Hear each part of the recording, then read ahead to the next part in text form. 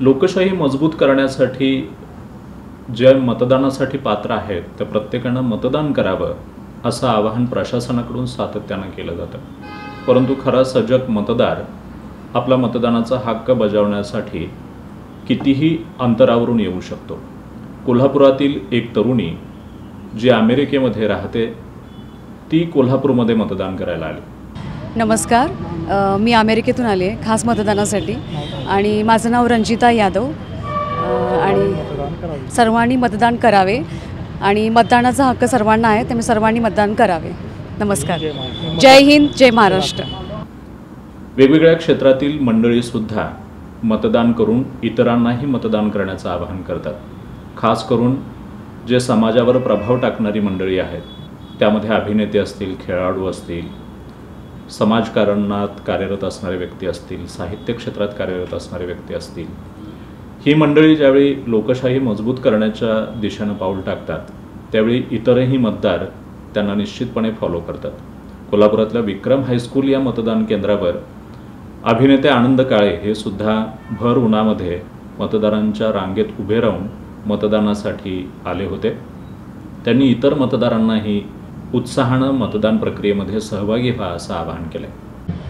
नमस्कार, मी आनंद काळे। आज कोल्हापुरात आपला मतदानाचा दिवस आहे। एवढ्या उन्हात सुद्धा सगळीजणं लाईनमध्ये उभी राहून मतदानाचा हक्क बजावतात। मी स्वतःसुद्धा तेवढ्यासाठी कोल्हापुरात आलेलो आहे आणि आज मतदान करून निघणार आहे।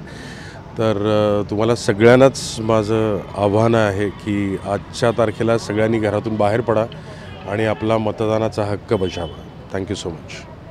आमचे प्रतिनिधी संगम कांबळे यांनी या विक्रम हायस्कूलमधल्या मतदान केंद्राच्या ठिकाणचा आढावा घेतलाय।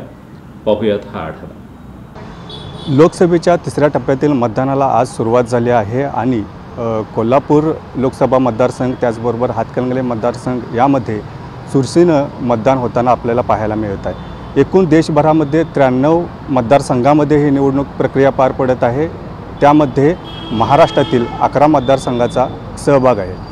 कोल्हापूर लोकसभा मतदारसंघाचा विचार केला तर जवळपास 19 लाखाहून अधिक मतदारसंख्या आहे, तर हातकणंगलेचा विचार केला तर 18 लाखापेक्षा अधिक मतदारसंख्या आहे। एकूण मागच्या जर 2019च्या निवडणुकीचा विचार केला तर गेल्या वेळेला कोल्हापूर आणि हातकणंगले दोन्हीमध्ये सुद्धा जवळपास 70% इतकं मतदान झालं होतं।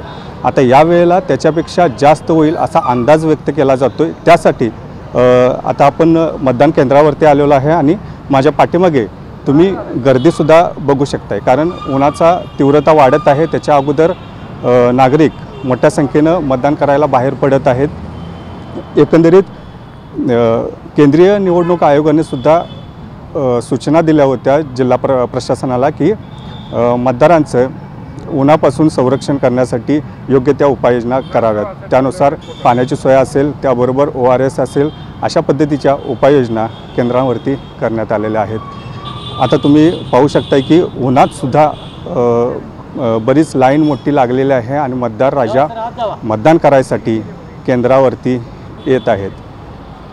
आत्ता या सगळ्या याच्यामध्ये पाहणं गरजेचं आहे की कोल्हापूर आणि हातकणंगले मतदारसंघातून मतदार राजा नेमकं कुणाच्या बाजूनं कौल देणार आहे, कारण कोल्हापूर मतदारसंघातून दुरंगी लढत होत आहे।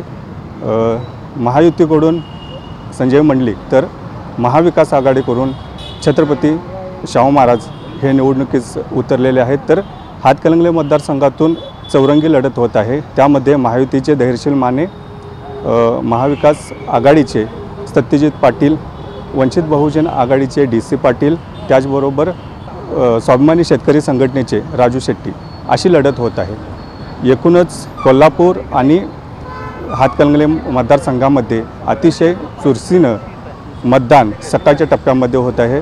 सध्या 11 वाजले आहेत आणि यावेळी मोठी गर्दी मतदान केंद्रावरती पाहायला मिळत आहे। कॅमेरामन जितेंद्र शिंदेसह संगम कांबळे, S न्यूज, कोल्हापूर।